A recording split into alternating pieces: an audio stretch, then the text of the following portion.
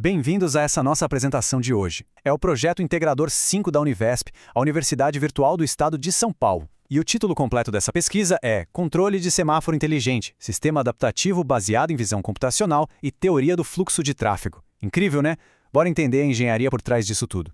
Os grandes responsáveis por essa arquitetura toda são os alunos Bruno Henrique de Souza Leite, Daniel Rodrigues Vilela, Hélio Francisco da Silva e Murilo Ivan de Oliveira Souza.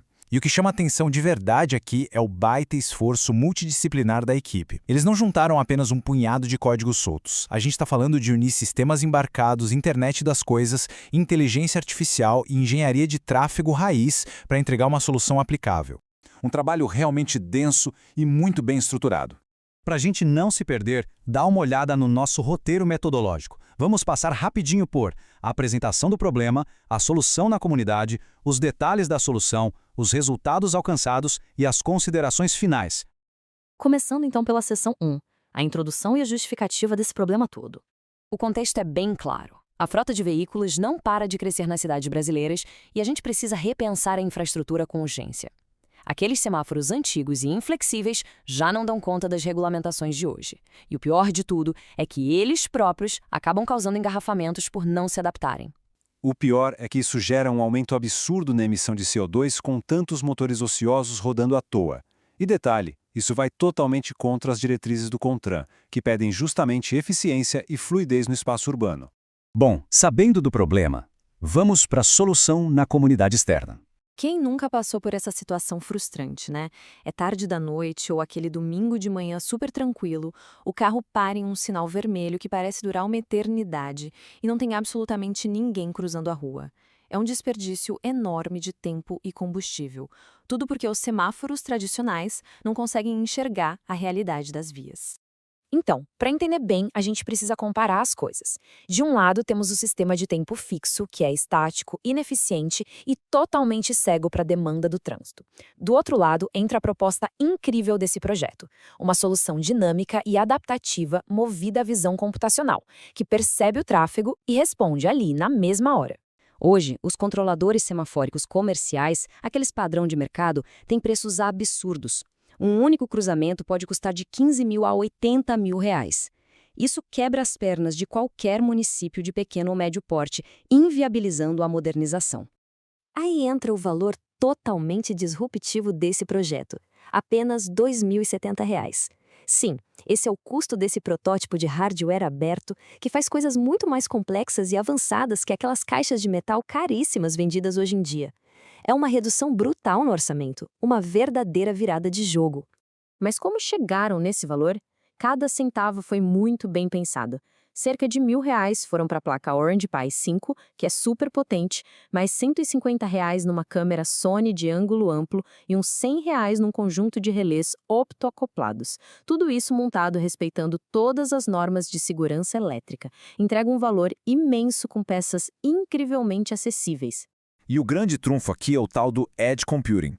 O sistema processa tudo localmente, ali mesmo no poste, o que tira da prefeitura o peso de pagar mensalidades caras para servidores em nuvem. Muito bem, vamos abrir o capô e conferir os detalhes da solução técnica.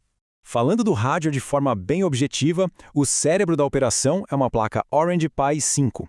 Os olhos são uma câmera Sony IMX219 com visão top-down, ou seja, de cima para baixo. E para o controle físico das luzes, temos 2 módulos de relés optoacoplados. E aqui vale a gente destacar uma coisa muito importante sobre o rigor do projeto. Eles aplicaram diretamente as normativas da ABNT NBR 16653 de 2023. Isso garante um intertravamento elétrico seguro das fases. Basicamente, impede eletricamente que 2 vias conflitantes fiquem verdes ao mesmo tempo. Segurança pura. E no lado do software, o negócio fica ainda mais legal. O motor inteligente disso tudo é a rede neural YOLO V8, que roda direto na NPU da placa a incríveis 30 quadros por segundo. Isso significa detecção no limite do tempo real, sem nenhum atraso de internet. A IA identifica dinamicamente carros, motos, caminhões, ônibus e até pedestres. Mas como a gente ensina um cruzamento a pensar? É aqui que entra a união brilhante da visão computacional com a matemática do tráfego. Passo 1. Usar a YOLO V8 para detectar o fluxo de veículos. Passo 2. Aplicar a teoria macroscópica clássica de Green-Shields, lá de 1935, para classificar a densidade do trânsito na via. E passo 3. Jogar esses dados no algoritmo de Webster de 1958 para calcular e distribuir ativamente o tempo verde exato que o semáforo precisa ter. E é exatamente essa união que reforça toda a fundamentação teórica robusta do projeto.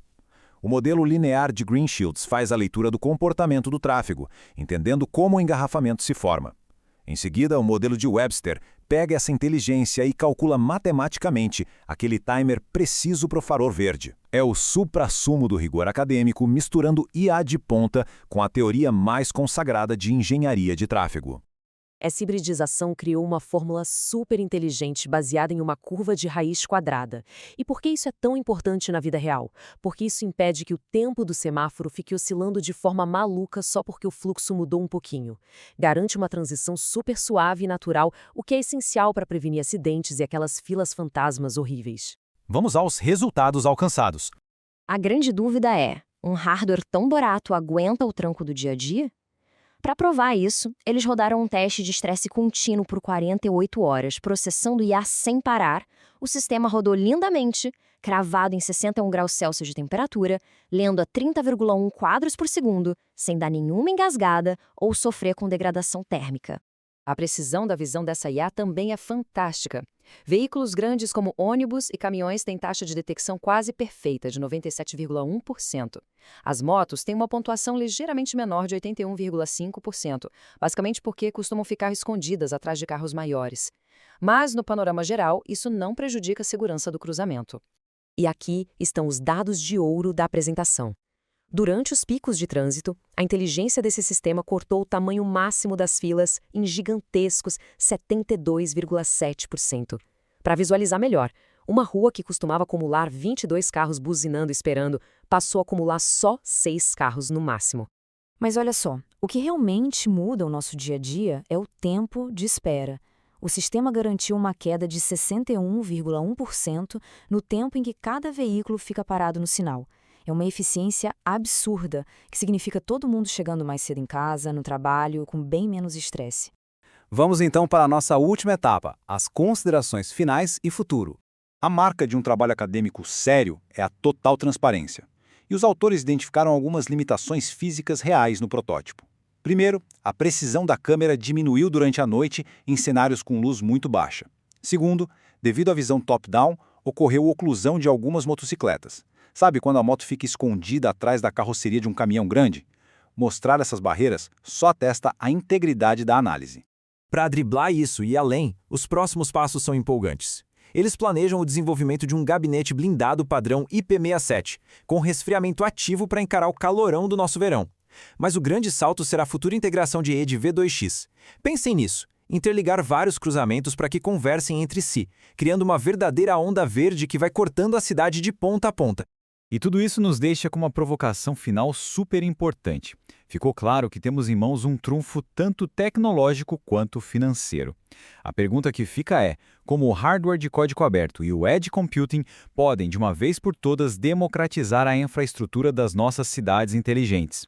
A ferramenta a gente já tem. Será que agora que damos esse salto em larga escala?